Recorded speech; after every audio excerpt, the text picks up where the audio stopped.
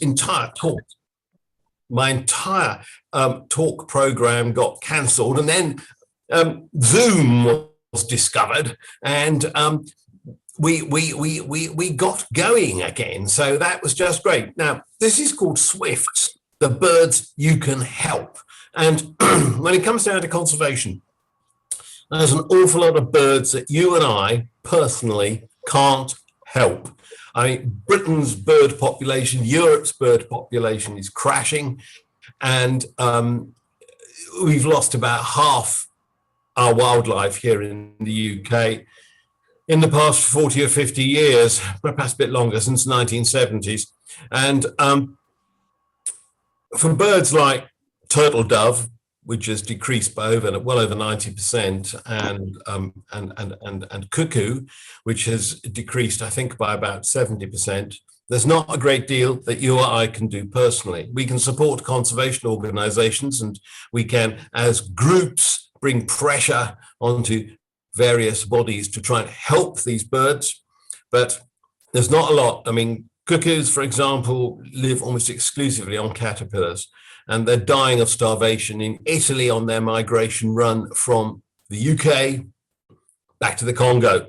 The reason is not enough caterpillars anymore on their route. Well, not a great deal that you and I can do about that personally, but swifts, it's different. Swifts, we've lost again about half their population over the past 30 or 40 years, but we have something we can do about them, because swifts nest in our houses, nest in our buildings, and they're losing those nests because of redevelopments and changes in the way we build.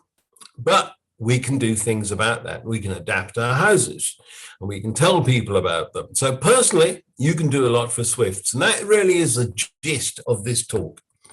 Now, I just happen to think that swifts are the most spectacular birds that you can have flying over your head, flying in your house, around your house. And here we have some photographs of swifts in action.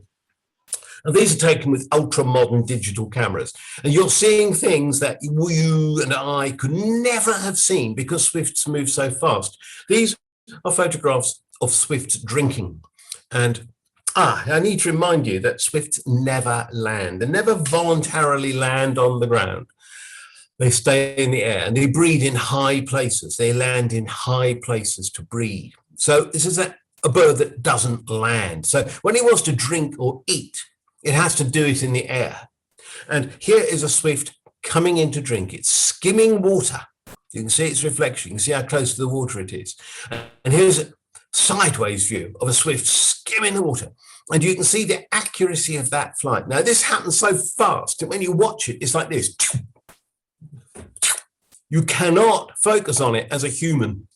Our eyes are not fast enough for that activity. We freeze it with a digital camera. Now, you see, the swift is just millimeters off the water. If it makes a mistake and hits the water, it'll stick to the water, and a fish will come up like a pike and just eat it. And I've seen this. I've seen a dove hit the water a few yards off the boat I was on, and I got into the water and I swam over to the dove to rescue it. And by the time I got to it, it was dead because the fish had eaten its feet off. It died of shock. So there's just no second chances for birds that hit the water. A swift will try and row its way out, but something will come up and eat it. So you see the importance of being able to fly accurately. I've heard of it, swifts crashing into the water. I've never seen it. I've seen a bat crash into the water as well. But that and the dove, that was it. But it does happen. And then we have swifts catching their food. By some accounts, swifts can catch up to 20,000 insects a day, all flying insects pretty much. And if you think about it, how long does it take you to swat a blue bottle in your kitchen? I mean, me, it takes usually 2 or 3 minutes dancing around trying to whack that blue bottle. Swifts, just take them out like that because they are that nimble and agile in the air, and they can catch hoverflies. Hoverflies are quite a serious part of swifts' diets.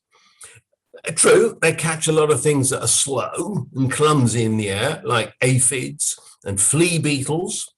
But the hoverflies that are up there to catch the aphids as well, well, the swift get them too. So you can see hoverflies fly like zing, zing, zing, zing, zing, zing, zing. Swifts can catch them. And then swifts mate in the air. I think swifts are the only warm-blooded creatures to mate in the air. And you think about it, it's going to be tricky, very tricky to mate in the air, especially in a dive at 60 miles an hour, which is what they do. You can see this quite easily in May. In May, you'll see two swifts going round and round and round each other in the sky very fast. Then suddenly they go just like the water coming down a plug hole. And at the bottom, they touch, and that's it. They've mated. But imagine the trickiness of doing that. But swifts can do it. They've got that good aerodynamics. And here we have a swift leaving its nest box. And you'll see the reasons why swifts don't land on things. They've got 4 claws, all of which point forwards. They have not got a thumb. They haven't got that opposable digit that we and robins and pipits and crows have that enables them to grip. They can't grip. They can only cling. So they can cling to the side of a building quite nicely, vertically, but they cannot grip, so they can't sit on the bird bath and drink. They can't sit on wires like swallows do, hold on like that. No. So those are their feet, and their legs are terribly short and very far back. So swifts can sort of shuffle on the ground if they're on the ground, and if they're on the ground, they're in trouble. They shouldn't be there. And that's about it. The other thing is they've got some fantastic aerodynamics built into them. So they can burst in and out of nest boxes. And I think, could somebody mute their loudspeakers, please? I'm getting a bit of feedback here. Anyway, they can just burst in and out of nest boxes at incredibly high speed, and they can stop their forward movement. They can come in at like 30, 40 miles an hour and stop in 3 inches. So you can see they do it by air braking themselves. They just woof out with the wings and they stop all forward movement and bluff into the box. So amazing. Now, we have to look at the swift as an incredibly successful design. Swifts were flying over Europe 49, 50 million years ago. And well, what wasn't Europe then? Because what it was then was a hot tropical sea that extended from Glasgow to what is now the Rhineland in Germany. And this fossil swift was found about 20 years ago in the Rhineland in Germany at a place called Senckenberg, I think. Maybe in the Senckenberg Institute now, but it's called the Senckenberg swift. It was found in much the same place as Archaeopteryx, that famous reptile bird fossil. And look at it. It is a swift. You can see its feathers. It is, in fact, pretty much the same size and shape as the currently living North American chimney swift. So you can see this is a fantastic design. This is a creature which has lasted successfully for 49, 50 million years until we came along. What we have here is a very early mammal whale, you can see the blowhole, which lived in that same hot tropical sea that this bird fell into when it died and was fossilized in oil shale deposits. And this is the Basilosaurus. And it's just one of many creatures that live. Yes, can you hear me? Can you wave your hands if you can hear me? Good. Many creatures that lived at that time that are now extinct. If you go to the museum in Glasgow, you will see case after case of fossils of the most incredible things. You will see like sharks with teeth sticking out the top of their heads. And nobody knows what those teeth are for. And the one thing you can say about all those fossils in the museum in Glasgow, dating from this period, are that they are extinct. They are designs that fail, designs that did not make it through to us. But the Swift was a good enough design to come from a period of extreme heat, extreme humidity, very high carbon levels, and make it through to us, which is just incredible. So there we have it, a supreme survivor. Now, Swifts, I mentioned earlier, have some incredible aerodynamic features built into their bodies, into their wings, which we never really appreciated until we started building supersonic, high agility aircraft and very, very long range passenger jets. Swifts have quite a lot of the features that are built into things like the Tornado bomber, the F-16 fighter, swing wing aircraft, and long distance airliners like the latest Boeings. And here we have some illustrations of what Swifts do. This is a Swift flying through the air, and it creates it's the design of its wings, in common with the most agile fighter aircraft, create leading edge vortexes.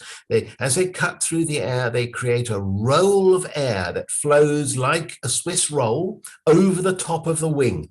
And that creates lift that pulls the bird up into the sky. And it means when it's at very high angles, very sharp turns, it's got extra lift, because when wings cut through the air, normally they create lift underneath them. They have the feature of the wing is that it creates air flows that push the aircraft up, or the bird. But Swifts have this extra vortex, the leading edge vortex. And here you see how studies in wind tunnels have shown how Swifts fly. Swifts have to do some supremely agile things. Here's the Swift catching an insect again. They have to outwit these insects, which are also using leading edge vortex technology. And here, bingo, they're doing it. Swifts also have swing wings. We created a whole generation of swing wing aircraft. Swing wings, when you pull them back, you go very fast. When you push them forward and they stick out like that, you can land and take off on very short runways. You can also go round turns quite sharply without losing so much energy and without dropping out of the sky. So as the swing wing fighter or bomber goes round in a tight turn, it sticks its wings out. And as the Swift goes round in a tight turn, it sticks its wings out, just like the swing wing aircraft. Swings also have high aspect ratio wings. That means very long and very thin. And they give supreme fuel economy. They mean that you and I can get on a jet and fly to the USA or fly to Thailand without refueling. And for so little money, when I was born, it would take you a fortune to fly out on many stops on the flying boat to get to, say, Singapore, and you were stopping every 2 or 3 hours to refuel. Now you get there in a few hours for literally next to nothing. It's just an absolutely incredible. And you'll see what fuel economy means to Swifts in a few minutes. Just amazing what Swifts can do and what their bodies can do. Now, this is what Swifts do for us. They animate our skies. And here are 3 photographs from Barcelona. And these are fairly grim sort of streets, really. I mean, you may think of Barcelona as a sort of fun palace sort of town, but if you live there, you're sitting in your flat and all you can see is the block of flats across the road, or worse still, the concrete wall across the road. It ain't such a bundle of fun for most of the year. In fact, you may only hear traffic and drunken tourists dropping bottles in the streets. I mean, it may not be such a bundle of fun places as we all tend to think.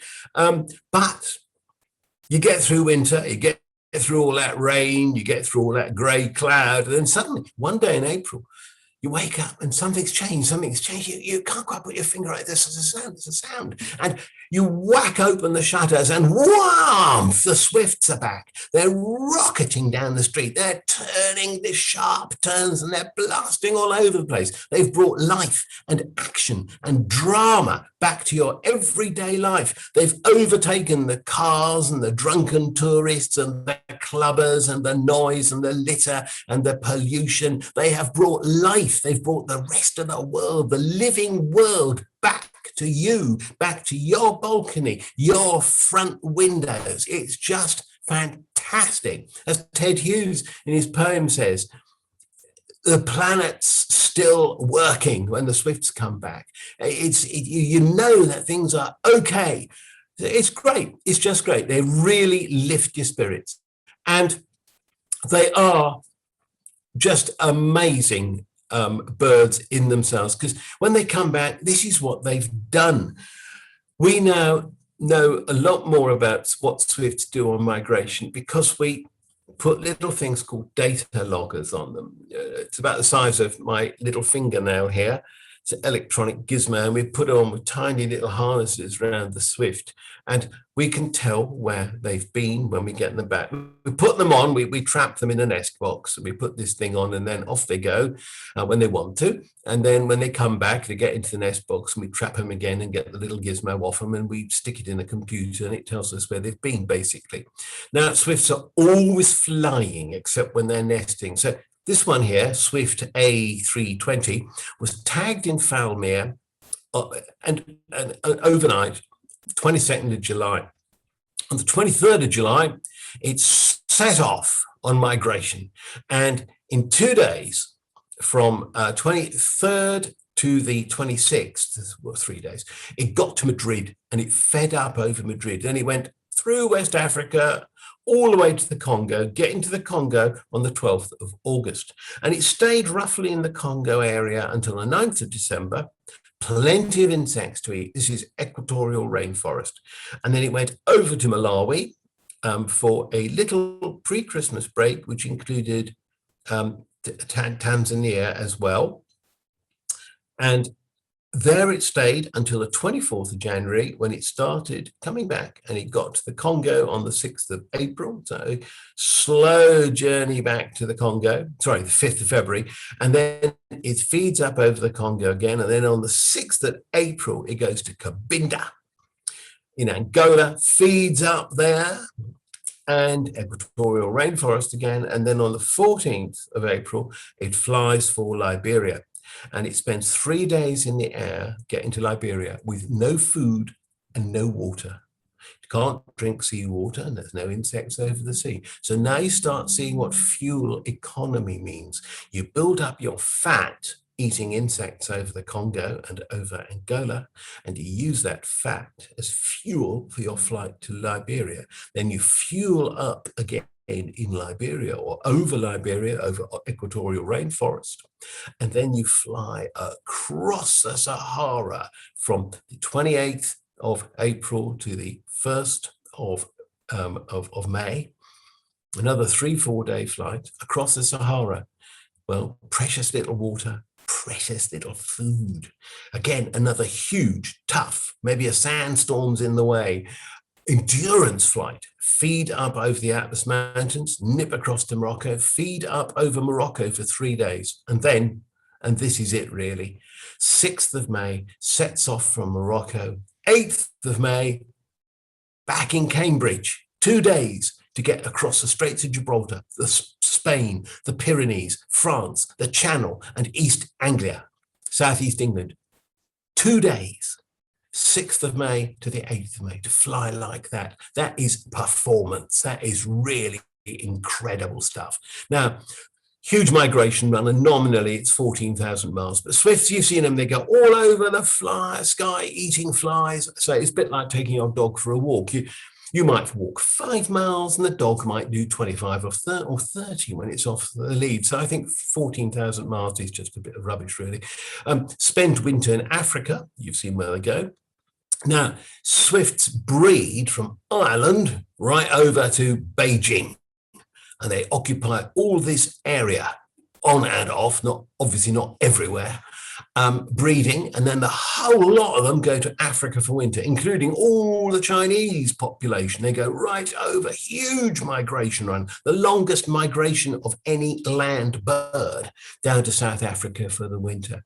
They're faithful to their mates and their nests, and we think this is because they have a short breeding season, and because when a baby swift leaves the nest, it can't hop around the garden all fluffy like robin or a blackbird does and get eaten by cats. It has got to burst out of that nest box and fly straight to Africa. So it's got to have full adult plumage, which means longer in the nest, means 42 days in the nest, much longer than another bird of the same size. And so if you can find your mate when you come back from Africa, and if you can find your old nest, you don't have to find a new mate and you don't have to build a new nest. You've got it all laid on. So fidelity to mates and fidelity to nest places is stunningly strong in swifts. They will batter themselves against a blocked up nest hole and sometimes knock themselves unconscious. It's not nice to see. So fidelity to mates and nests is there. They're slow breeders. Average 1.5 chicks a year, and a bad, very wet, cold summer might be no chicks. And it's a lovely summer, late summer like this, with lots of insects around and lots of sun, may have more chicks. They may even try a second brood. They probably won't succeed, but they may have more chicks. So there you are. Suffer little predation. They're so fast, hardly anything can catch them. I mean, falcons, sparrowhawks, occasionally crows might break into a nest place and drag them out in a roof, something like that. But basically, predation is low, but they die because of hypothermia and starvation. They can be really caught out. Swifts can be migrating, say, over the Straits of Gibraltar into a lovely sunny Spain, and then they go over the Pyrenees because it all seems okay, and on the other side of the Pyrenees it is pouring with rain, it is cold, there's not a fly in the sky to eat, the weather's dreadful, they've used up nearly all their fat reserves flying this far, they're exhausted, they're dehydrated, and they start dropping out of the sky dead, or they cling to buildings overnight like this in masses, wet through, starving, and in the morning most of them will be on the ground dead. That is what kills swifts by and large. It's hypothermia and starvation when the weather goes wrong, and every couple of years we get a huge incident. Last year it was here in Macedonia, around just about here, when the weather was ghastly and they'd flown all this way and they couldn't turn back. And they were dropping out the sky with swallows and house martins as well, all just dying there and then. And it's happened in the Swiss lakes about 8 years ago. There was a terrible amount of swifts dying because they got trapped in terrible weather there. So that's what kills swifts. Famous for their screaming parties. These are a social bird. We have very few truly social birds. We've got birds like starlings, waders, geese that flock in winter. Geese are social in the breeding areas as well. That's an exception. But most of the birds in breeding areas establish a territory and drive everybody else away. Swifts not like that. They nest semi-communally to communally, and they don't worry too much about neighbors as long as they're not too close. But they're not worried about the food supplies because each swift goes out and hunts its own quite often quite far away from the nest. So they're not worried about territory the same way, and they talk to each other. This screaming business of going round and round and round a house screaming. You can hear the swifts inside the house or the building screaming back. We don't know what they're saying, but it means this response means that we can use swift calls to track swifts to the new nest places. Now, swifts used to nest in trees. We thought they nested sort of in like rock places, rocky places and cliffs, but not many do actually, perhaps because they just aren't the right sort of holes in these places, or they're too wet or cold or something. And in fact, what we have found in more recently, from a lot of work done in Germany and in Scandinavia, is that swifts used to nest in ancient woodpecker holes, in ancient trees, in ancient primate primeval forests. And in small numbers, they still do. This is the Old Caledonian pine forest actually, this is the Abernethy RSPB reserve. And you can see how the trees are exposed and dying off and just left to go if they want. They're not forested in any way, and not tidied up or neatened or extracted. They just live and die as they wish. And woodpecker holes are exposed, and swifts will use old ones, like ones that have been rotting away for 25 years. Woodpeckers only use their hole once. So once they've gone, the holes are available for lots of other creatures to use. It's a really great resource. Foresters don't like woodpeckers because they ruin the wood. So that's another story. But swifts nest in holes like this. This is in an oak tree in southern Sweden.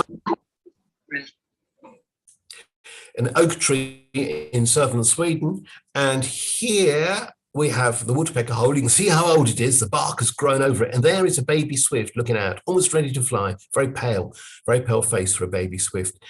This is the Białowieża forest in Poland. And at the last count, some years ago, they had 600 swifts nesting in ancient woodpecker holes in ancient hornbeam trees. And so there you get an idea of the profusion of swifts in a natural, unman-touched forest, somewhere where nobody, I mean, this forest is supposed to be untouched by man and just gets on with life, and it's got bison and all sorts of wonderful plants growing in it. It's an absolutely exquisite place to visit. It's incredible. You get deafened by the birdsong. Dawn chorus in spring is just stunning in this place. And I walked at dawn for ages over just carpets of lily of the valley and orchids and all sorts of mushrooms and all sorts of things. It's an absolutely wonderful place. And that's the sort of place where swifts would have nested once. But now, after we started deforesting the UK about 9,000 years ago, and we did a pretty thorough job of it.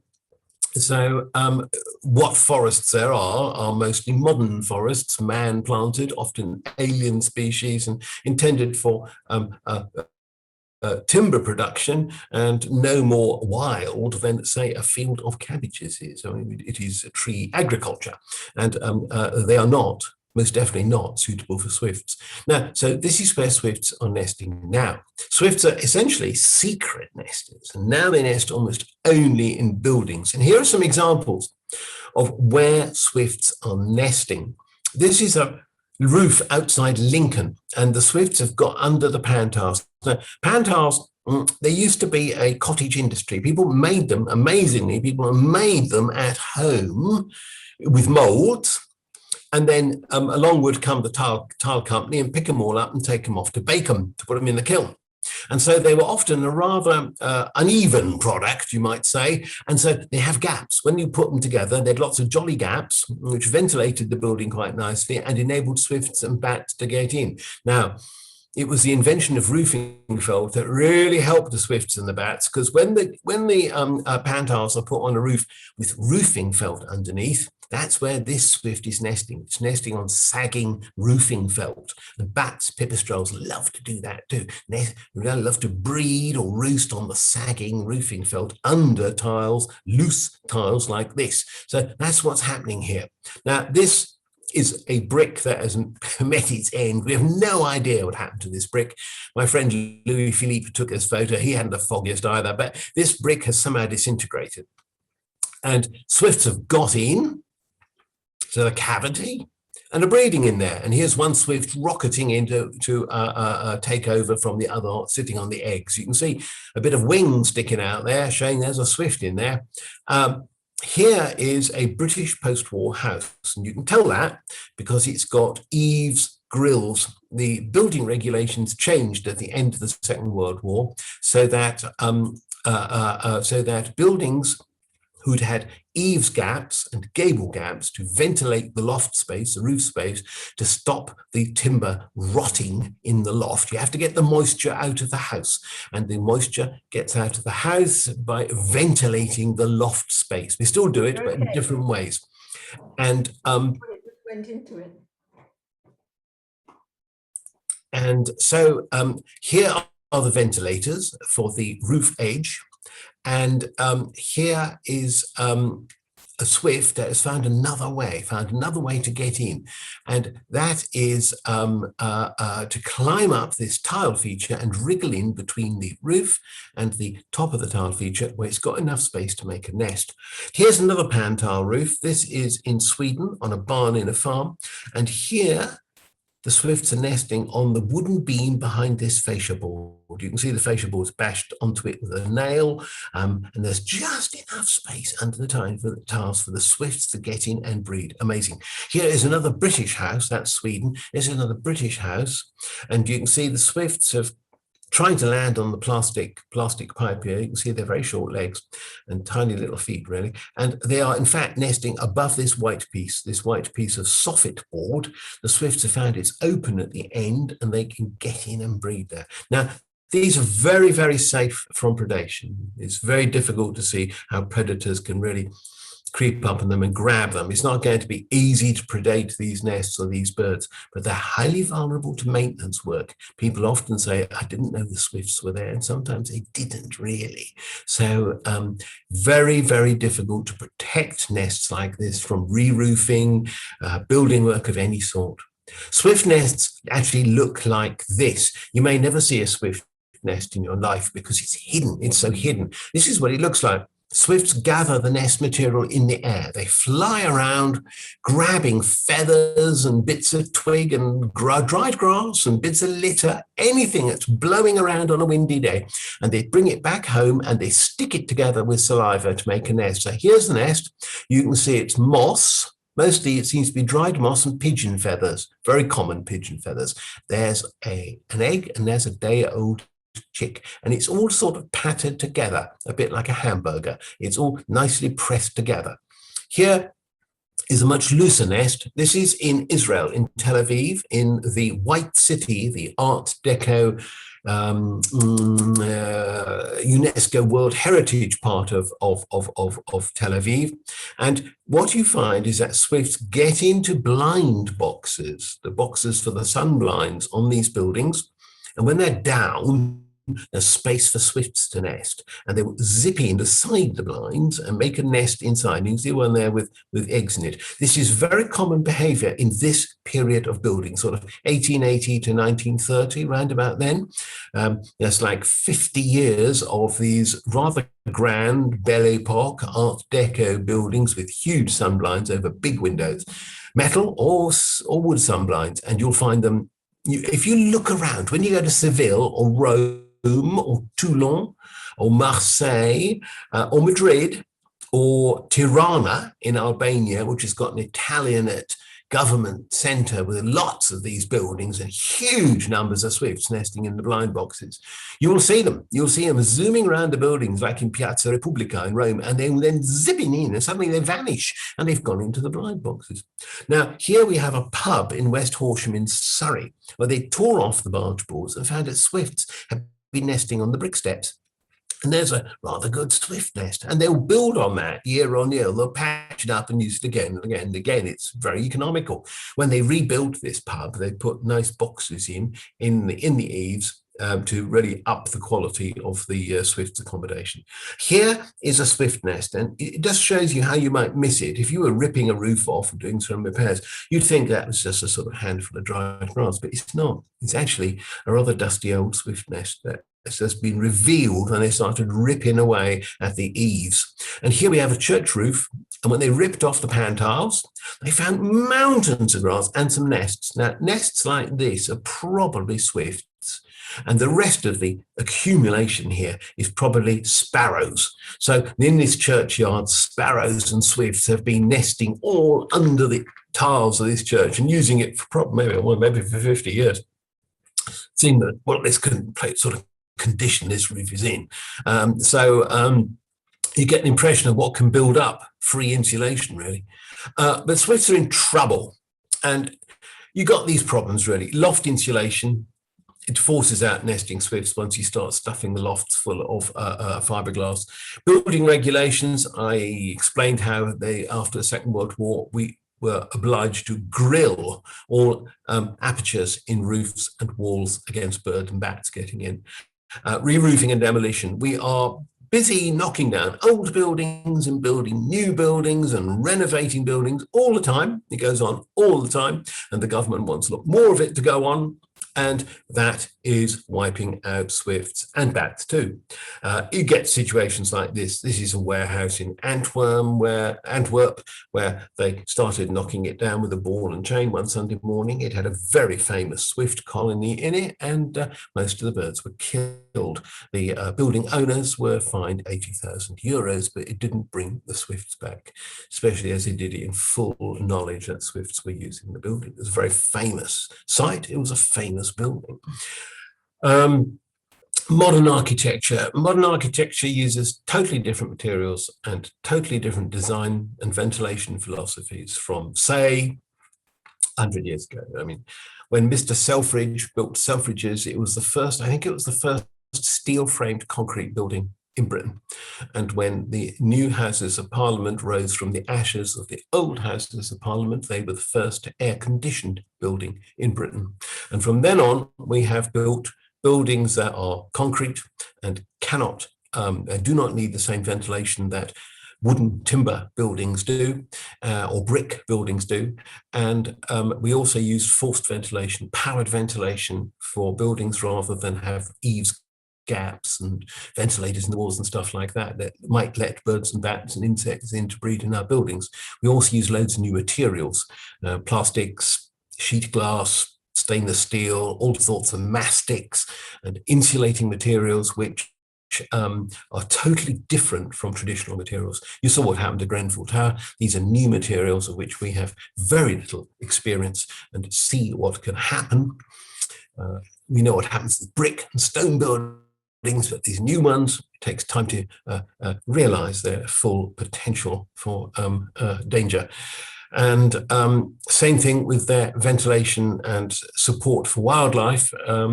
We are gradually coming to realize that modern architecture does not support biodiversity or wildlife whatsoever, whereas willy-nilly medieval architecture supported tons of wildlife, especially bats and swifts. What you also find is that people are determined to modernize and sanitize their world when it's totally unnecessary. These are anti-bird and bat combs being fitted to a 16th century house's eaves. I was on an architectural tour of Spain, and we were in Biodiversity, and just around the corner from our hotel was this gorgeous 16th century townhouse, exquisite building, been there 500 years. It was being totally done up. And oh God, they were fitting anti-bird and bat combs to it to stop birds and bats ever getting into the roof again. Why? They'd been there for 500 years and had done no harm. The building was in wonderful condition. It was fit to last another 500 years. So why are we so squeaky clean, so intolerant that we cannot have a few birds and bats in our loft? I mean, for me, the height of a day is when I open the back door and the toad hops in and hops around the kitchen while we're having breakfast, or the blackbird flies in, and or I draw the line at the slugs. But I mean, it's just wonderful when these wonderful creatures share their lives with us, and we can have them around to enliven our days. And this really makes me feel really very ill indeed. Inadequate legal protection. This is quite interesting. Swifts are such a unique bird. They would benefit from the sort of legal protection that bats get. It's illegal to interfere with a bat roost, whether they're in it or not. But unfortunately, swifts' nests are only protected when they're in them, when they're in use, which means that they can be destroyed when they're not in use. And when they come back, they may not breed that year if they can't find their nest. We've also found, willy-nilly, the police are extremely reluctant to get involved in the protection of birds' nests in buildings. A pity, but there we are. The main problem, though, is exclusion. And we know from surveys that 10% of pre-First World War houses have holes in them, one sort or another, and they can provide nesting space for whole nesting species. Well, it drops, and then, this is my guess, nothing built post-2000 can actually let in wildlife to breed on it. And here is a sort of typical example. Again, I was on an architectural tour in Cologne, looking at all sorts of buildings in Cologne, some of them, everything from medieval to extremely modern, and some fantastic stuff there. Wonderful things. But the bottom of the bucket was this Primark, which I photographed because it illustrates how they will do a stunningly cheap and nasty development and then pay good money to an artist to try and tart it up and make it a bit more interesting with this little joke of an ice cream cone, commedia dell'arte head and ice cream as hair and commedia dell'arte mask, you see. But this sort of building typically is not just, it is not just useless for wildlife, it's bad for biodiversity because, well, birds can fly into the glass and kill themselves, swallows can't nest on it, house martins can't nest on it, swifts can't get into it to nest, bats can't get into it to nest. There probably isn't even anywhere for peregrines to nest, so that's a maybe, but who can nest or who can sit on it? Feral pigeons. We've got cafes down here, and when people drop food or crumbs or leave a table, the feral pigeons will have been sitting all around here and all around these rails here, and they'll swoop down and get the litter. And that is the sort of ignorant design that is going on everywhere these days. The architects do not get taught about wildlife. Why should they? But they aren't. And basically people in the building trade, unless they're personally keen like me, and I worked in the building trade for years, know nothing. And so this sort of thing, unfortunately, happens an awful lot. And then we couple it with insecticides. Changes in farming are reducing insect populations. And here we have a slide contributed by Professor David Goulson of Sussex University. And Dave Goulson, who writes extensively on bees and does fantastic talks on bees on YouTube, he asked local farmers in Sussex to send him their spraying lists, what they spray on their fields. This was in 2012, 2013, and some of these chemicals have been banned now. But this farmer, one farmer, sprayed a single crop of oilseed rape 22 times with insecticides, fungicides, herbicides, molluscicide, you name it, it's all in this list here. And what's the net result? The net result is that everything is killed. Every living thing except for the crop is killed. Even the wildflowers are killed because he's spraying herbicides that the crop has been made genetically resistant to. So everything is killed. So what lives here? Well, what can live here? Well, you go to places like this, you will see buzzards and crows and seagulls and wood pigeons. The wood pigeons are eating the crop directly. The buzzards, the crows, and the seagulls will be eating the creatures that have been paralyzed or killed by the spraying, and they'll also be eating any wood pigeons that drop dead. So they will be scavenging. And that's about it. No small birds can live here. Maybe a few can eat the seeds, but they need soft insect food for their young, so they can't breed there. So you go to places like this and count the birds. I challenge you, go on Eurostar when we can travel again, and when you get emerge from the tunnel at Calais, count how many species you see until you get to Paris. And it'll be like 8 species you might count. Maybe if you go past some ponds, some mallard and some coot, add to that total. Be very, very few species out of the 600 odd bird species that live in Europe. You will find only enough to cover the fingers of 1.5 hands probably. And that is what's happening in arable farming areas. Entomologists in Western Germany found that in this period, biomass of the invertebrates they caught fell by nearly 80%. And that is bad news for anything that eats insects. And if you want to know why cuckoos are dying out, a lot of long-range migrant insectivore birds are dying out. It's because of this, and also probably because of the spread of industrialized farming to Africa. So the swifts, like a lot of other creatures, are in fact heading for extinction unless we do something pretty fast. We've lost 58% of our swifts since 1995. That is incredibly rapid. On average, they're going down by 5% a year. They're amber listed. They could go the way of the great auk, which we just wiped out in the 19th century. cheerfully without any second thoughts. We're not so cheerful now, and we have second thoughts now, and we've just got to do something. Why help wildlife? People often just sort of castigate us as sentimental bird lovers. And what the hell does it matter if wildlife wipes out? We don't need it. We can always see it on TV. We've got Attenborough's films for posterity. What does it matter if our children look at Disney rather than real life? It doesn't matter at all, does it? As long as we can have a good time. Well, unfortunately, it's different from that. Our civilization, depends utterly on the plants, animals, just a sip of water, and microorganisms of Earth that supply it with essential ecosystem services ranging from crop pollination and protection to supplying food from the sea and maintaining a livable climate. We've got to the point now where farmers are buying bees bred in captivity to pollinate their crops. They're even in Canada buying blue bottles to pollinate carrots. Something wrong there, isn't there? This is a leafcutter bee, a fantastic pollinator, and a solitary bee, one of many species of solitary bee in Britain, and something we should cherish. Look at all that fantastic pollen and that superb pollination technique. Its whole abdomen is used for pollinating, very efficient pollinator. Now, how nature can help us even more. Well, here are some spectacular figures.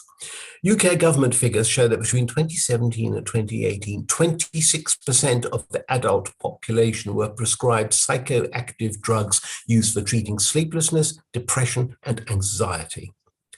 Spending time in the natural environment, whether it's a resident or a visitor, improves our mental health and feelings of well-being. It can reduce stress, fatigue, anxiety, and depression. It can help boost immune systems, encourage physical activity, and may reduce the risk of chronic diseases such as asthma. It can combat loneliness and bind communities together. And that's from the government's own Green Future, our 25-year plan to improve the environment. Now, that is just stunning. A quarter of the adult population on psychoactive drugs can't be too happy, can they? And yet, green space makes us feel good. Dr. Vicky Holden, Newcastle University, did this elegant survey where she asked people to assess their life satisfaction, self-worth, happiness, and give her their postcode. And she matched two together. And the further away they lived from green space, the worse they felt. If they were 1,000 meters away, a kilometre, they felt like rubbish. And if they were within 300 meters, they felt much better. Now, that's the sort of survey I like. I can understand that, and it makes a lot of sense. Green space is good for you. And wildlife can reduce insect-borne diseases too. We have got a tremendous problem. I mean, we've had COVID and we've seen what can happen with COVID. But what you might not know is that in the past 25 years or so, 3 insect-borne diseases have arrived in the Mediterranean area and are moving around. We've got dengue that arrived from the Pacific and has got into Egypt. We've got West Nile virus that arrived in the most curious route. It went from the Middle East to the USA, carried by mosquito larvae in used car tires full of rainwater that were to be recycled in the USA. It got into Florida. It spread right up to the coast of New England, killing some people and infecting thousands more. And then, by a freak of human incompetence of the most magnificent sort, it was re-exported from the USA in used car tires full of rainwater, full of mosquito larvae, back to Italy, where it has established itself. So we now have West Nile virus in Italy. Hasn't killed anybody, but it's made lots of people ill. We've also got a disease called chikungunya, which is carried by insects again, and has come from the Caribbean into the Mediterranean area. It's got the same sort of symptoms as rheumatoid arthritis. All 3 diseases are incurable. You can treat them with palliatives and painkillers, but they're incurable. And while they rarely kill people, they can make your life hell. And no one tells us about this. I know this through my contacts with a government vet in Italy and some other people out there who tell me about this. But there they are. And in Italy, to combat those diseases. And this fellow, this is the tiger mosquito, it's accidentally introduced into the Mediterranean from Southeast Asia, where it breeds in the forest canopy in flowers filled with rainwater. It needs a minute amount, it needs a tablespoon of water to breed in. So guess where it's breeding now? It is breeding in rainwater in discarded mineral and Coca-Cola type soft drink bottle caps. When those are left lying around, this mosquito, and they fill with rainwater, this mosquito can lay its eggs in them, and they hatch out into lots more of these little mosquitoes that are very active by day and night and are becoming a major public health problem. They are moving across France now. They've almost got to Paris, and they're expected to get to Britain within 25 years. In Italy, the government has been, or local governments have been promoting using nesting birds, insect-eating birds like flycatchers, house martins, bats, and swifts to control these insects and to keep them down. And the Italian co-op has been giving away nest boxes to people to help do that. And it does work. It really does work. Now, trees. One example of how important our towns have become is that for biodiversity and supporting wildlife, especially swifts, is that our towns and cities have far more trees in our rural areas. This is where I live in London. Well, not quite where I live. I live a bit further away from this, but it's a street not too far from me in Camden, and you can see the trees. Camden, even though it has been, even though it has the reputation of being the filthiest borough in Britain, it also has one of the highest number of trees with Camden, with Croydon. And compare that with Lincolnshire. This is what you've got now in Lincolnshire, known as the chemical desert, because there are virtually no trees left and everything is treated and sprayed and sprayed and sprayed. Now, our government has failed to meet UN objectives on this. We failed on 17 out of 20 UN biodiversity targets agreed in Japan. State of Nature report found the population's UK most important wildlife have fallen by 60% in 50 years. And the report showed that in 2018-2019, government funding for UK biodiversity was 0.02% of UK gross domestic product. Weapons budget is about 5 or 6% of GDP, and you wonder what wars we are going to fight. Public sector investment in conservation has fallen in real terms by 33% in the past 5 years, meaning that birds like these, all with very different requirements and very different problems, are all starting to vanish. They've all got different problems assailing them: overfishing, in the case of the tern, change of use of land in the case of the lapwing, change of use and moorland burning and other problems with moorlands and with estuaries in the case of the curlew. Now, this is why urban areas really matter for wildlife. We start off with swifts, but in fact, we find that by helping swifts, we can help a whole range of creatures to survive in towns where they can't any longer survive in the countryside. The countryside, I showed you Camden, I showed you Lincolnshire. Hell of a lot of creatures can no longer survive in the countryside, but they can survive in Camden. They can survive in towns because the biodiversity support network, trees, gardens, walls, anything, brownfield sites, reservoirs, playing fields, canal banks is better. Research by the University of Sheffield shows that urban areas in the UK now hold more species than that countryside. Our urban areas have become nature reserves, the last safe places for many species.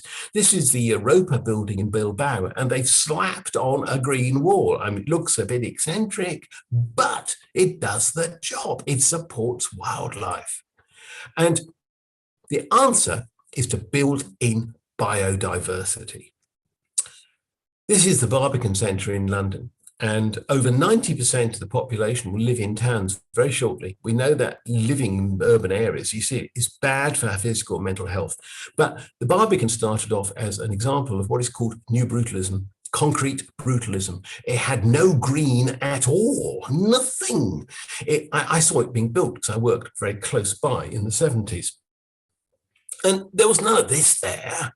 It was just concrete. There was water, just concrete. And then they realized that people didn't like it. And then they realized that people were slapping flowers and plants all over their balconies. And then they realized that to get visitors to the arts complex here, the theaters and the concert hall and the library and the restaurants, they had to make it nice. And nice meant green. So they did all this. And last time I was here, there was a grey heron standing there fishing. And there's always coots and ducks and other things flipping around, wagtails, all sorts of stuff. And it is now so nice. Here's the interval, a 5-minute break. I'll get myself a glass of water and see you back in 5 minutes. I hope it's been interesting so far. Hope so.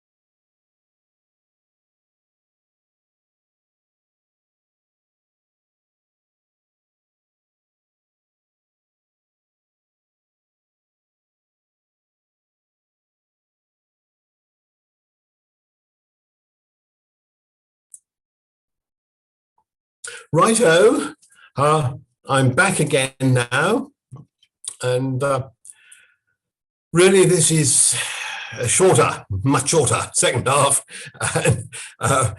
We start off with how to do it, how to improve biodiversity, support more insect-eating birds, support swifts, and have you cannot just have swifts alone. You've got to have a full range of wildlife, a sort of pyramid of insects, microorganisms at the bottom, and at the top predator, which in this case is the swift or the sparrowhawk or the falcon. So you really have to have everything underneath to support those at the top. And this is how we do it. The 4 essentials have got to be there. And we're looking at shelter and habitat, native species of plants and trees. And that could be anything from here to India, because a lot of our birds live like the swift right over into Asia. And so blackbirds, my first day in India, I saw blackbirds, grey-lag geese, mallard, shoveler duck, robins, loads of creatures that you get in Europe, England too. So you don't have to be so tight on your choice, but they do have to be things. I mean, New Zealand flax or ginkgo trees, forget it. You've got to have Indo-European plants and trees to support our wildlife. The food, not handouts. Don't put out feeders. You'll just get pigeons and rats, and they'll drive out everything else and cause nothing but problems. You want natural food, which means nectar, pollen, fruits, berries. In other words, plants. Water, clean, drinkable, not treated. All fountains that put spray into the air have to be treated with bromine to kill possible Legionnaire's disease bacteria, which means they will not support wildlife. You get these blue ponds, these blue fountains, places like shopping centres, piazzas. When they're blue, when you can see the blue, you know that the water is essentially poisoned. And that's not, I mean, frogs that get in there will just die. It's not any use to you. You want a pond like this. This is an 18th century pond in a French park, converted so that wildlife can get in and out. Most important, high sides to a pond. Who can get in? Who can perch on it? Who can drink? Well, herons maybe, but nothing else. So you want this easy access edges to your ponds and planting to hide creatures as they wriggle in and out of the water. And you have no biocides in this water because it just trickles in, doesn't aerosol into the air. Cheap and cheerful plants like berberis, loved in supermarket car parks, vandal-proof because they're thorny. They're great for wildlife. So is ivy. So even is Virginia creeper, which is not native, but is great for sparrows nesting in, for example. So, and cheap and cheerful. You don't have to build anything for this. You don't have to pump water up. You just let it grow, and it does the job. Practical, low cost, low risk, no egg on your face, and no massive wasting of money. I know one outfit that spent £1 million on a green wall. Guess what? It never grew. Guess why? Been put on the wrong side of the street, never got any sun. You cannot believe some of the mistakes, but they get made, and they get made because people just don't know enough. Nesting and resting sites built into all new build and infrastructure, and that is what you do. And how else can you help? Reduce biocide use. We're very fond of just reaching for the killer. Spray it, kill it. No, not a good idea. Paris, Strasbourg, and Nancy have eliminated biocide use. Here is a park in Nancy has this little sign out. It says, since 2005, we've not used any chemicals on our natural spaces in Nancy, and their public gardens are brilliant. And then here in Paris, the new green mayor starts replanting 100,000 street trees, and instead of spraying insecticide weed killer all around them twice a year, and case of where I live, accidentally killing a load of street trees as well. Instead of that, they rent out these. You can get a free license to garden your street trees patch. So instead of having dusty earth full of weed killer blowing around the streets of Paris all summer long, you have little plants instead, looked after by the neighbours. What a wonderful idea. And you get birds like this goldcrest moving in, because where there's insects, there'll be goldcrests. And isn't that nice? A beautiful little thing. Britain's smallest bird. But if you think about it, all this not using insecticides, it's got huge pluses. Because if you have a local authority that just keeps buying the weed killer and buying the insect killer, what happens? You are putting your tax pennies into the pockets of international chemical companies.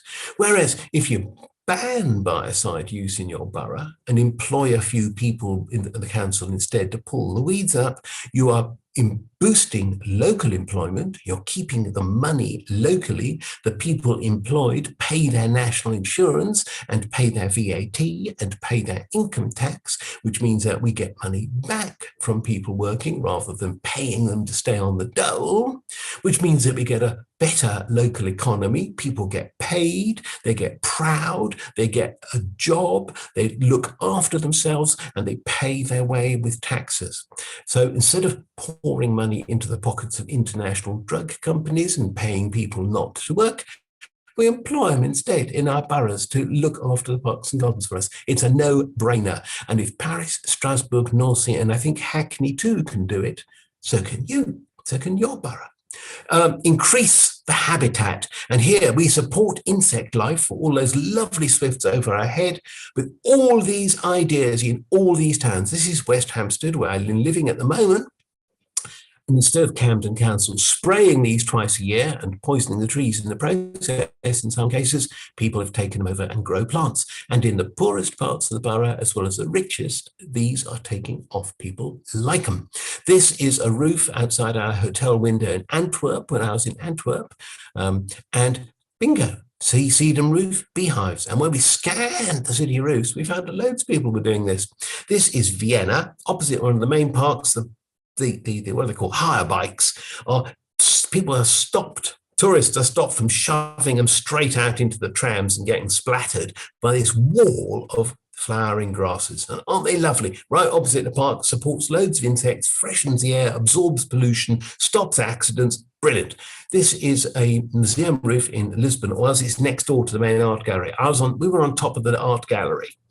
And we saw this wonderful roof, not quite sure which building it was. It must have cost a bomb, but wow, what a green roof. And Lisbon has got loads of these rather intense green areas. We're down in the docks here, you see, these intense green areas which support wildlife that is sort of sky hopping over from the other side of the Tagus estuary, where there's loads of wildlife, through Lisbon and out the other side, so that wildlife can move round with these reservoirs of food and nectar and plants to keep it going.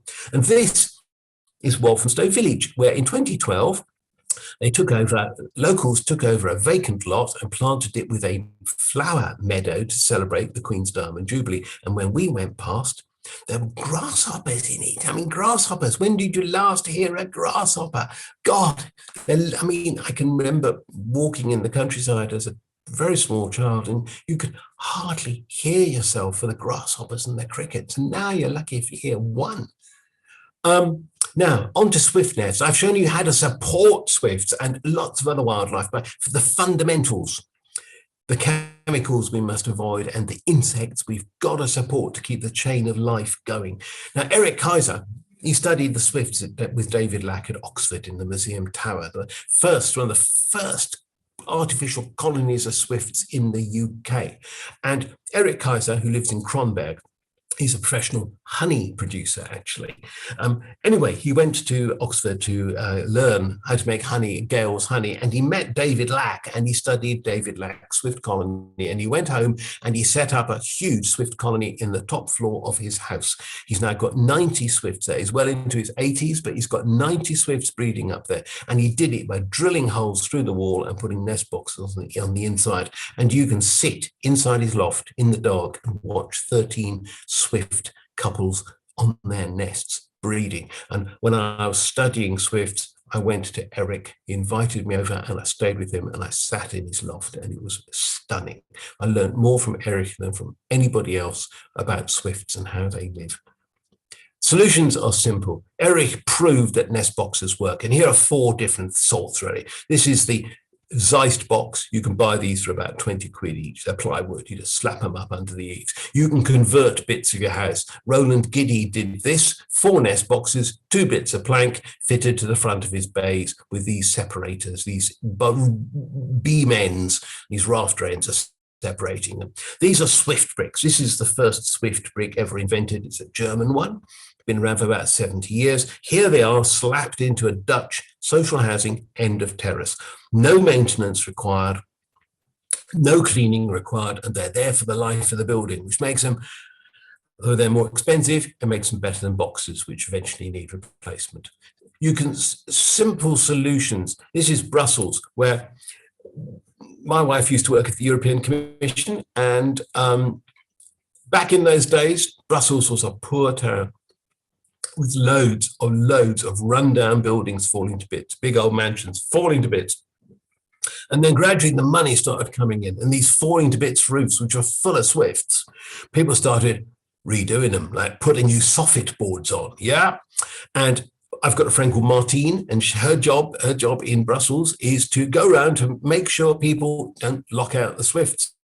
And so she comes up with solutions like this, which is new soffit boards. Okay, all you got to do is drill holes in them. Here we are, drilling holes in them, 65 millimeters by 28 millimeters. The Swifts can get in and breed again. This is Brighton. And the NHS has been quite good to Swifts. So there's quite a few hospitals that got Swift bricks, that saved Swift populations. Now, this is Brighton General Hospital. You can see it's pretty old, sort of late Victorian Edwardian building, I guess. And it had ventilators which had rotted away, and Swifts had got in and bred in them. And the staff said that when the place came to be done up, the staff said they wanted their Swifts kept. And so they worked with the consultants on the job, and they found a company, EcoServe, who made Swift bricks and faced them with whatever brick you want, or stone or marble, anything you want, they stuck on the front. And they stuck on the front, in this case, this matching brick, and they put them in where the ventilators had been, where the Swift nests were, and the Swifts are still using them. This is a nice project that I worked on in Battersea, where this chap was building this very charismatic block of flats here, and he wanted something to make it special. And so he came to me and said, I want Swifts in here. And so we designed the holes and we designed the cavities inside. We told him exactly what he needed to do. He got his architect to do it. He put in a sound system to attract the Swifts. And then, we didn't know this, he got this artist to carve Swifts all over the front of the building. So he made a great statement out of it. It's the Swift building. So he made a great statement, a great artistic input to make it a very special building. And you can do the same. You just need the imagination. This is a rescue project. This is my late mother's church.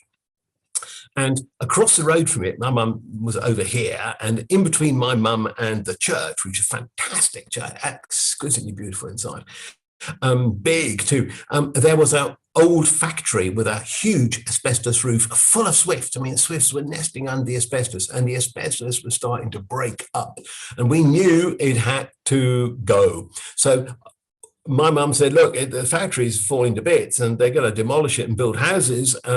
So what are we going to do about the Swifts? And my mum threw a party, and I got these people from Action for Swifts, who are specialist church nest box outfit in East Anglia.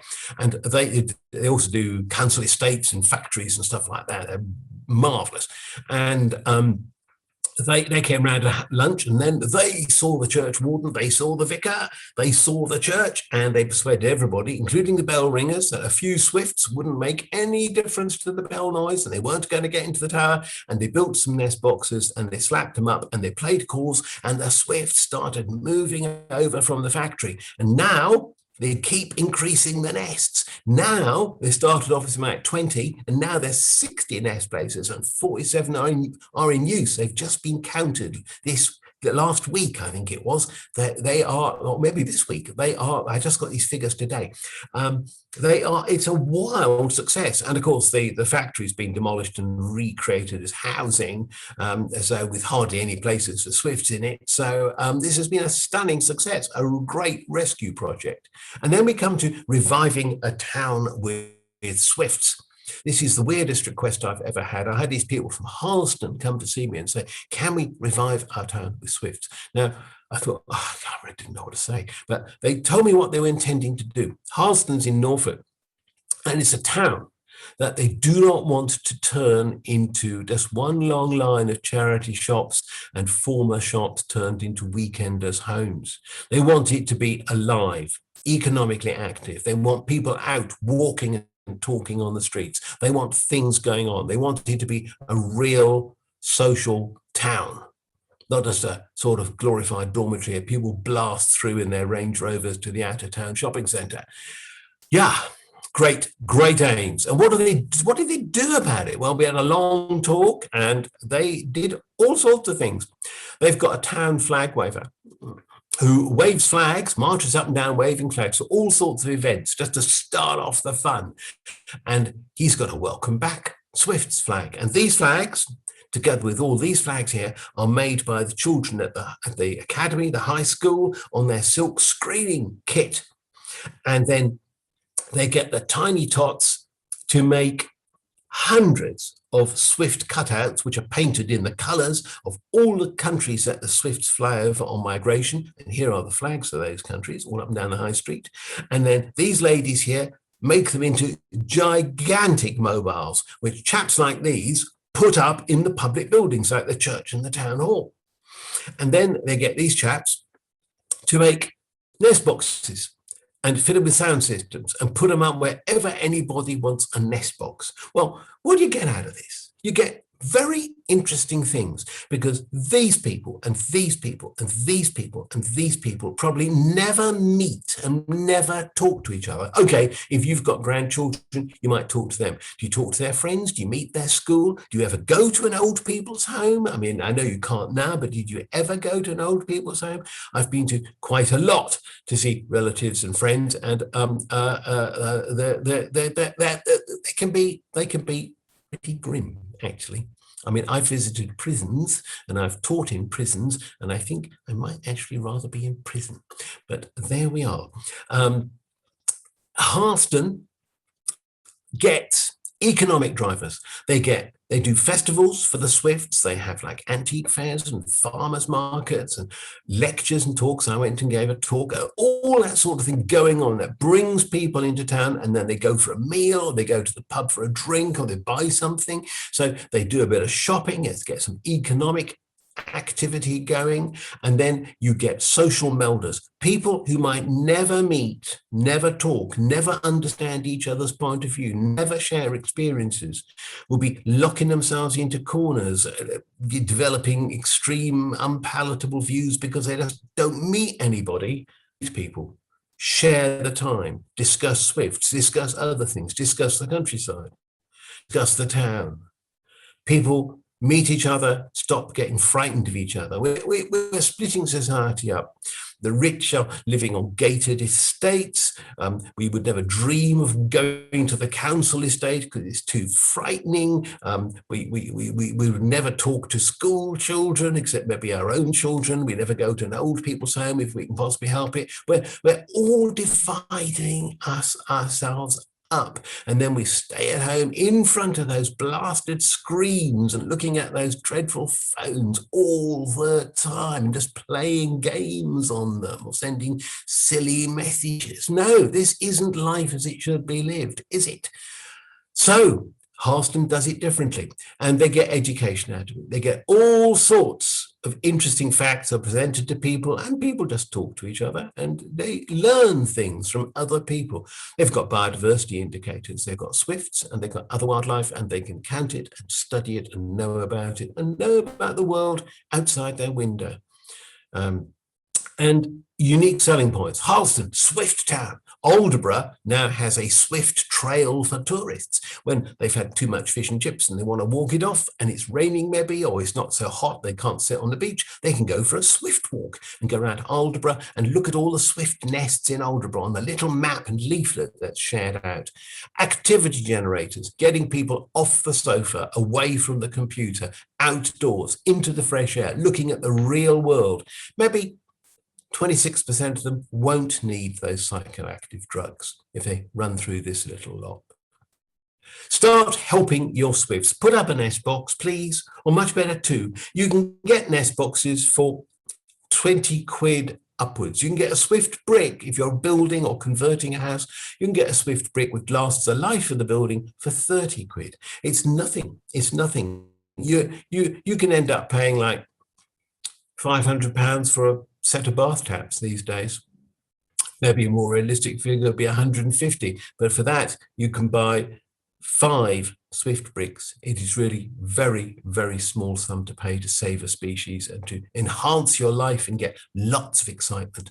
Do swift walks. Swift walks are great fun. You look after dawn and before dusk. You count the low-flying, screaming swifts at rooftop height. You note the exact locations to protect your swifts. And you can download the Swift Mapper app free from Google Play Store on that dreadful phone I was talking about earlier, and record all your swifts on it. Find the links on our website's homepage, www.swiftconservation.org. Building work can wipe out swifts, or it can help them. And any older building may host swifts and bats. Ensure they're protected. This is that warehouse in Antwerp I talked about being smashed down that Sunday morning, being replaced, of course, with these grey box distribution centres where no use to man or beast, let alone wildlife. So we've got a big job to tackle. Ensure that birds in older buildings are protected whenever renovation works takes place. Talk to the owners, the occupiers, the planners, and the local biodiversity officer. Just get in there and never stop talking. Safeguard swift colonies. This is a local house to you, and a not unusual sort of house. And it's this age of houses that can have swifts nesting pretty easily in gaps along the gables, in gaps under the gutters, and in any old holes around drain pipes, where drain pipes have fallen out. Anywhere typically along here, there might be gaps for ventilation where swifts have got in, or they may get in under flashing, under lead flashing, and wriggle into cavities there and breed. So these are the sort of places that can very well have swifts. Keep them nesting. Keep them breeding in houses like these. Please find them, record them, and protect them. And use, a priority is to use prominent, famous sites for swifts. This is the town hall in Sheffield, and my, oh my, when I got the photo out, I saw it's got these wonderful cupolas, and why not nest boxes and call systems inside here? Swifts could be lured in to nest in nest boxes. These will be accessible easily from inside, safe, easy access. You can mount nest boxes here with the holes pointing outwards. I've got some examples from a cathedral church in Hanover, which has got similar sort of places where they've mounted swift nest boxes. The World Wildlife Fund did that with local help. I can show you the pictures and you can copy them and put in call systems and get swifts whipping around that town hall, Sheffield's own town hall swifts. Why not? And the publicity value will be fantastic. You use swift calls to attract them. This is the basic kit I use. It costs about 50 quid all told. We supply the calls for 2 quid that you download them and put them on an SD card, or we sell you the CD for £6 by post with full instructions. It's well worth it. You can buy cheaper systems, £22 upwards. So it's advertised on our website. So yeah, that's the way to get them in. We need 20,000 swift bricks every year now, just to cope with demolitions. And here are 3 public libraries. Local authorities are pretty good about this sort of thing on their own projects because they're dead easy. They don't need any maintenance. And once they're in, they're in. That's it. Nothing else needed. And so Bournemouth, Antrim, and Cullompton in Devon have all put swift bricks into their libraries. Cullompton has got a call system. Antrim has got swifts. New homes must help swifts, and it's easy. New homes are going up everywhere, and all they need is 2 swift bricks per home stuck in here, anywhere around here, or anywhere along here, on the end walls or around the gables. Perfect places for them. You're talking about 60 quid per building, and any bricklayer can put them in. So we're talking about nothing really. I was on a project once where the desk lamps were costing £675 each for these offices. It's nothing to put in a couple of swift bricks, not even an afterthought. They just got to be in the plans. The architect has got to draw them in, otherwise I'm afraid to say it won't happen. But yeah, this is Isle of Wight, there they're going in. Neighbourhood plans and planning permission. When you're commenting on those planning applications that go up, those signs that go up on buildings around you, always ask for features that compensate for habitat and wildlife losses. There's now supposed to be a net biodiversity gain, and we are fearful they will just put in, you know, the architect or the ecological advisor will just say slap up 20 sparrow boxes, and because there aren't any sparrows in the area, they won't ever get used. So we would rather you put in swift bricks. You got swift bricks put in because swift bricks will be used by swifts, house martins, sand martins, redstarts, sparrows, sometimes starlings, great tits, a whole range of species will use the humble swift brick. It's a sort of universal bird brick. So get them in everywhere and just beg your planners to put them in, just keep nagging away and put an article in the local newspaper about how they're wonderful they're going to be, and just keep pushing. And in the end, they'll do it just to get you off their backs probably. But the environment bill is coming along. Will it be helpful? The answer is you can use it to be helpful. Local areas will need a local nature recovery strategy. There'll be a new biodiversity net gain requirement, just mentioned that. Local residents will have to be consulted about street tree felling, and there'll be a strengthened biodiversity duty. So they've got to do something about biodiversity. It's up to us to make sure they do the right things, that they help, that they create the insect life that is going to feed everything else in the pyramid above it. So beneficial plants, beneficial insects, and beneficial birds. And that is what we've got to do. We can't just cherry pick and say, oh, please do something for stag beetles. You've got to start off with the entire panoply. Do something for the bottom line, plants, and then the second line, insects, and then the next line, birds, small creatures, going right up to top of the line. Well, who knows, might reintroduce tigers, or the lynx or something. But no, you've got to build from the bottom with this. You can't cherry pick and say, oh, just stag beetles, or oh, just I don't know what else, just red squirrels and something like that. You've really got to build the basic foundation for your biodiversity. Please help Swifts. I'm sorry it's been a bit long. I hope it's been interesting, and I'll try and handle questions if there are any. Thank you very much. Thank you. Thank you so much for that, Edward. It's been absolutely incredible. I'm sure everyone will agree how fascinating it's been. We do have some questions, but first of all, we do have a couple of speakers from some local Swift groups in Sheffield who tell you a little bit about their groups, how they set them up, how you can get involved, and just provide a bit of inspiration. So first of all, we've got Emma from Essex Swifts. Hi everyone, I'm going to attempt to share my screen, so you let me know. I'm going to do it now, but just let me know if you can't see it for any reason.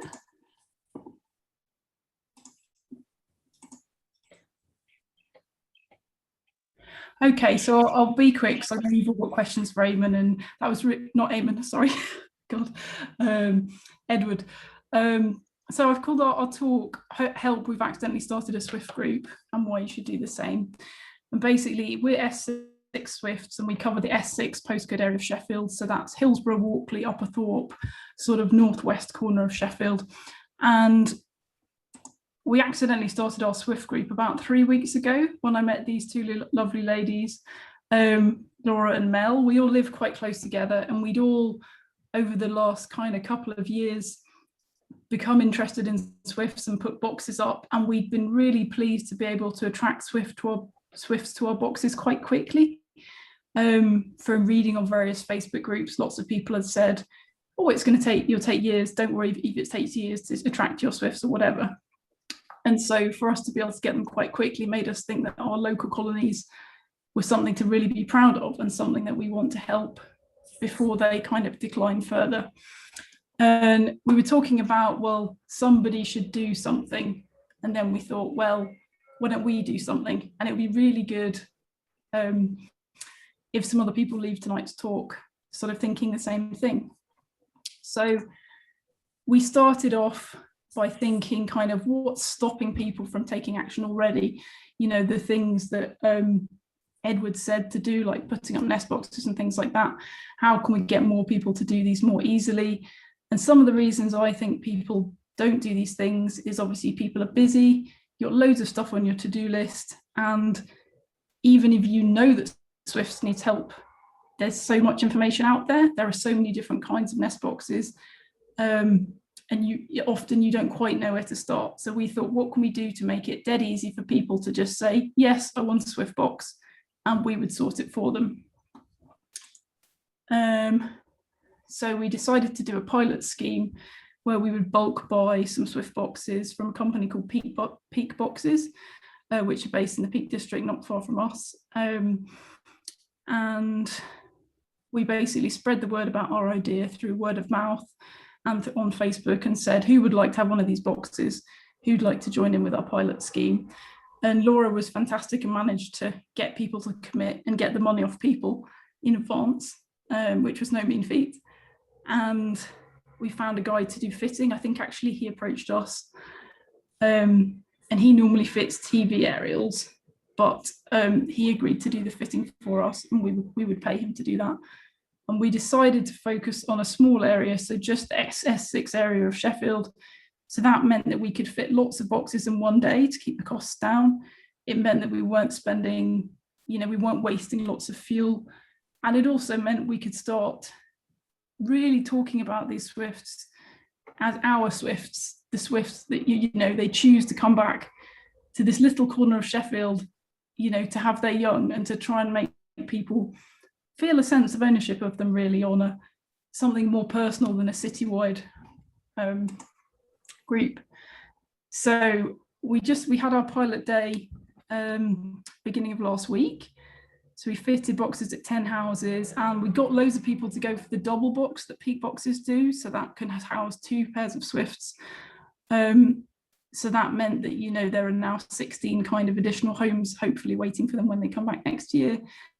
And actually getting out, what Edward was saying about, being stuck on your phone, stuck behind a screen, getting out in the community was just such a tonic, meeting people, talking about Swifts, seeing how enthusiastic people were, and people noticing us with the ladders and noticing us around and asking us what we were doing. And we'd made leaflets to give to the householders. And we also made a point of giving them some spare leaflets as well, and saying, do you have any neighbours who might be interested? Can you think of anyone you could give these leaflets to? So the day went really well, and we've already got about 20 more people who'd like boxes. So our plan to kind of start cautiously and then review how things were going kind of feels a bit more like a hamster wheel of, oh, well, I guess we're fitting more then. And now we're organising another couple of days. So we've learned a lot so far, but we chose to learn by doing rather than try and worry too much about were we qualified to set up a group, were we experts on Swifts, would somebody else do a better job? We thought, we want to do something in our area, so let's try something. So I guess the main lesson I would say for me so far is just making sure you kind of keep control of the project as something that's manageable for you as volunteers. So for example, we stick to the S6 area so that we don't get diluted, because we want to have lots of boxes concentrated in a small area where we can easily keep a handle on the scheme, where it can feel quite personal and quite specific to our community. But I would love other people to copy what we're doing, and nothing that we're doing is different or revolutionary in any way to what other groups are doing. It's just we're really trying to be proactive about telling people what we're doing, and to reaching out to people in the community and say, do you want to join in? And we've also had a few people kind of say, well, why doesn't your group do this? Or why don't you try this? Or maybe why don't you try this nest box instead? And I think you sometimes have to have the confidence to say, well, okay, thanks for your feedback, but we're doing things the way we are so we can keep ourselves focused and on track. And so the project stays manageable for us, and that we focus on what we do, which is putting up nest boxes to try and boost the number of nest sites when the Swifts come back next year. So as I just alluded to a minute ago, we're really trying to kind of push what we're doing and get it out there. And obviously that does mean, doing some of the computer and stuff on the phone and the Facebook and all of those things. But I think often you do things and you assume people will find out what you're doing or know what you're doing. But we've really tried to think about, with everything we're doing, how we can tell as many people as possible. So we've got, a Facebook page for our group. We've now got a website for our group. And we've got people we've made these posters that when we fit a box for somebody, we say, would you mind, could you put this in your window? Could you put it on your fence? And we've had quite a lot of people you know, email in to say actually they've seen a poster or something. And it sounds obvious, but we really need to be thinking about, you know, Edward talking about just the massive decline that has happened with Swifts. And so it's no good us just talking to people who already love Swifts. We need to be talking to the wider community and sort of reaching out beyond our usual groups of kind of nature enthusiasts. We need to be making sure that other people kind of hear our message and that we make it as easy as possible for people to not just learn about Swifts, but to actively help them without feeling like they have to wait to, you know, become an expert before they can take action. So yeah, and we've been really careful to try and make sure we get nice photos showing what we're doing, so that we've got those sort of, you know, to use on the Facebook, or if we try and send a story to the local newspaper or something. So what I guess I would really hope is there's so many people on this event this evening, and so many people who probably want to help Swifts and have been really inspired by Edward's talk. And there may be, you know, there are other groups in Sheffield, and there will be areas where there isn't currently a group. And it would be really good if people could link up maybe and start those new groups and just do what we've done, learn by doing, and just try it out really. So if anybody, you know, particularly if people are in Sheffield, if anybody wants to email us and let us know where you are, we might be able to link you up with some other people near to you and try and get some new groups kind of started, because all you need is a couple of you, and then you're having that chat about why doesn't someone do something, and then suddenly you're the ones doing it. And I think that could be really exciting. So there's also, some of you probably know about the All Things Swift UK Facebook group. So that's a group for the whole of the UK, but that's really helpful. And again, if you want to join that, you might find there are people in your area you can link up with. And then also for people in North Sheffield, there's a Walkley Crooks and Hillsborough Super Swift Walkley Crooks and Hillsborough Facebook group as well, where people sort of chat about what they're doing and share sightings and all sorts of stuff like that. So yeah, well, I think I've raced through it, but I really hope we can get some sort of new groups coming as a result of tonight. Thank you. Thank you so much, Emma. That's so inspiring, and I really do hope that it inspires other people who think they don't quite have the confidence or the expertise to just go for it. That's brilliant. So now we've got Sally from Totley Swift Group who's going to say a few words. Yeah, thank you. I haven't quite worked out how to screen share and put photos up, so it's just me. But yeah, I'd really echo what Emma had to say about keeping things simple for people and keeping it manageable for your group. We actually set up our group last year based on what we knew about our local main colony of Swifts. Mr. Laver in the 1930s built some very ordinary 1930s semis around here. Because of the construction of them, how the gutter supports go into the wall, there's lots of little gaps. And that's where the Swifts nest. And local residents had told us that years back, there were far more.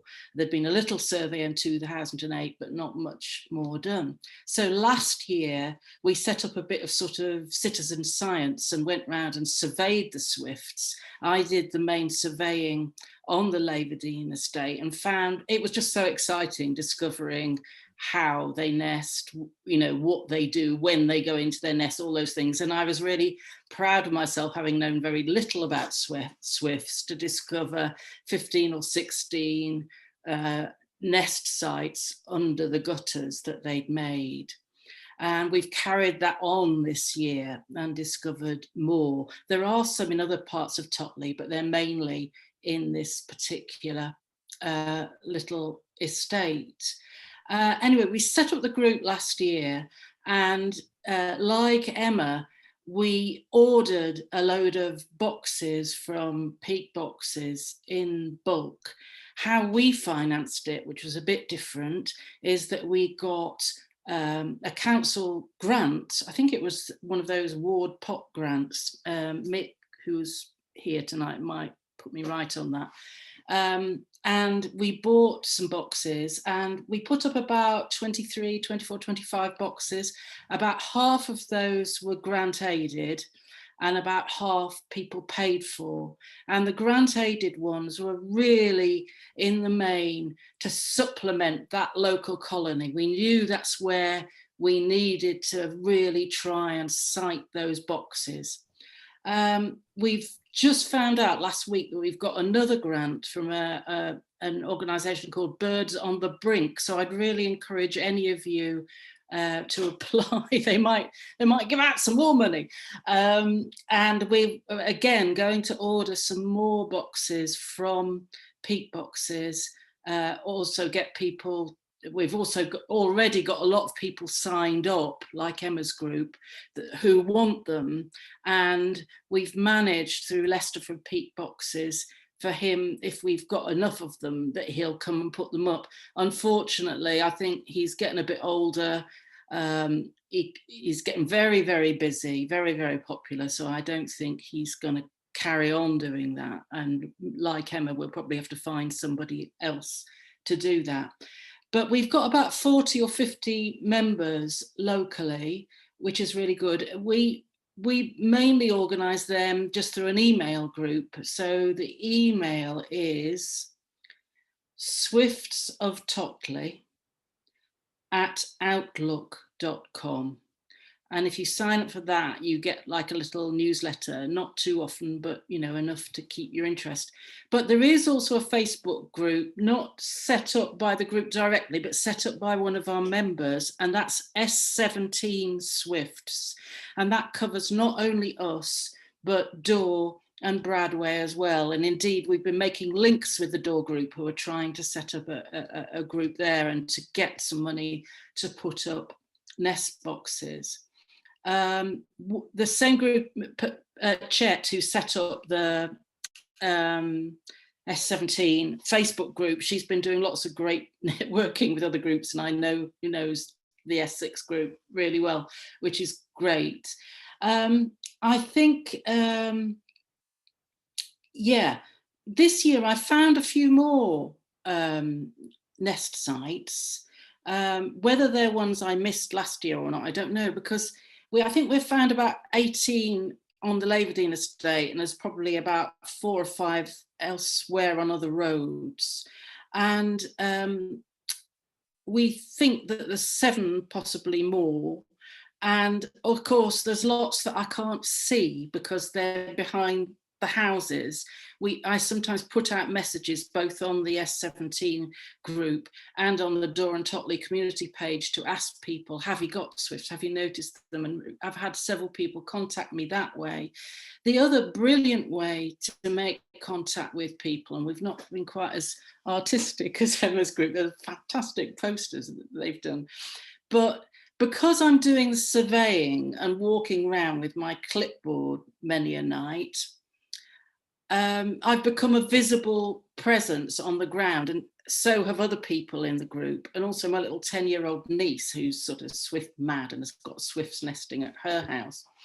And we've walked round, and as I've walked round, people have started calling me the Swift lady. So, I can talk to people, and, sometimes I've had people come out and say, well, what are these little birds then? And then you tell them, and they say, hey, call to their wife, hey, come out, look at these birds, they come all the way from Africa.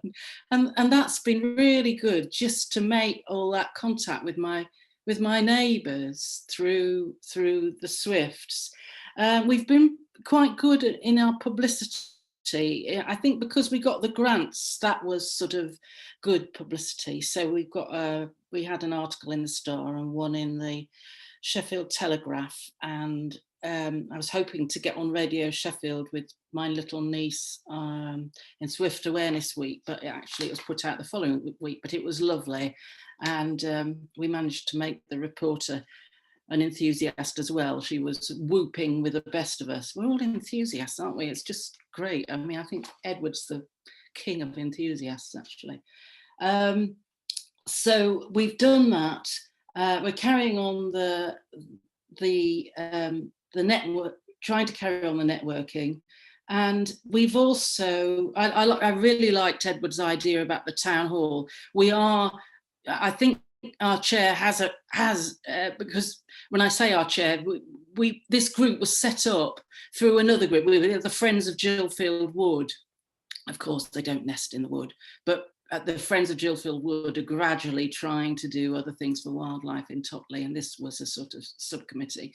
But our chair, I think, has written to the council to ask for swift boxes to be put in as per in new developments. But I think that idea about the town hall is really, really great. So I know, you know, you all sat here a long time, so I'm going to finish, but I would echo really what Emma says. It has to be fun. And we've been very clear that, you know, volunteers are under no pressure to do more than they feel they can manage. But everybody just loves it. They're just really enthusiastic. And I think getting that enthusiasm going amongst our group and amongst new people, as Emma said, are the real key to getting this sort of thing going. And like Emma, you know, if you wanted to contact us, swiftsoftotley@outlook.com or through the S17 Facebook group, you know, we'd be more than willing to help you. Thanks. Thank you so much, Sally. That's really interesting and fascinating as well, and just inspiring. And I think we're slightly overrunning on time now. So what we're going to do is collate the questions that were asked in the chat, and next week we'll send out a questions and answer email, just containing all the questions that were asked.